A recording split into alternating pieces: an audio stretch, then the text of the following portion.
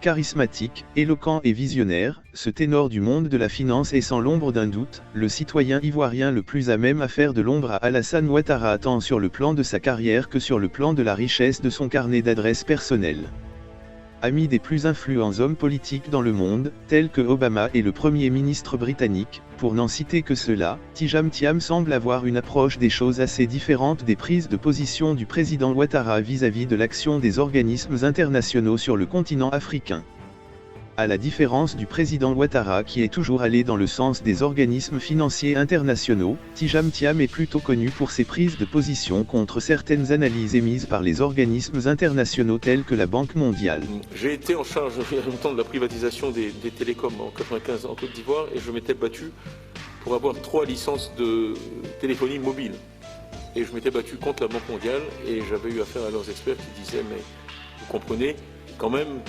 Vous avez été en Occident, vous êtes revenu avec toutes ces idées, etc., mais vous ne connaissez pas les réalités du terrain, lui les connaissait, pas moi, et que les Africains sont analphabètes, et que donc ils ne pourront jamais téléphoner.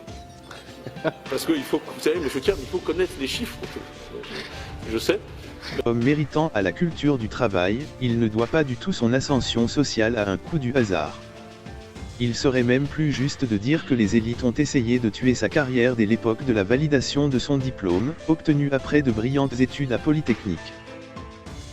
Sans modestie, tous les Français ne sont pas aussi éclairés que ceux qui m'ont embauché chez McKinsey. Il y en a beaucoup qui... Il y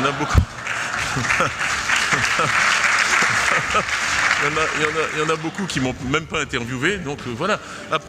Travailleur acharné, ce brillant homme, compte en plus de ses hautes fonctions en tant que patron des groupes financiers importants tels que le Crédit Suisse et Prudential, un passage en Côte d'Ivoire non négligeable à des fonctions de ministre du Plan et du Développement mais aussi à des fonctions de directeur du BNet.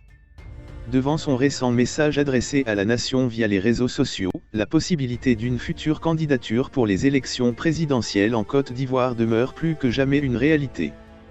N'étant jusqu'à présent associé à aucune famille politique, une candidature venant de lui ne pourra que déconstruire la dite capacité du candidat actuel du RHDP à assumer les rênes du pouvoir.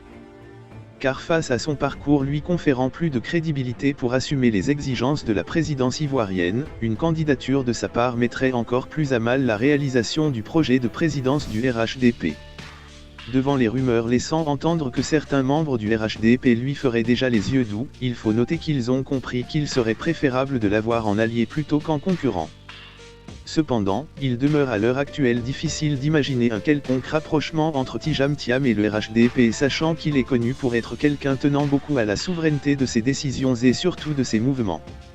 Abonnez-vous pour ne pas manquer nos prochaines éditions sur l'évolution de la situation en Côte d'Ivoire. Et nous apprécierons grandement un like de votre part. Merci.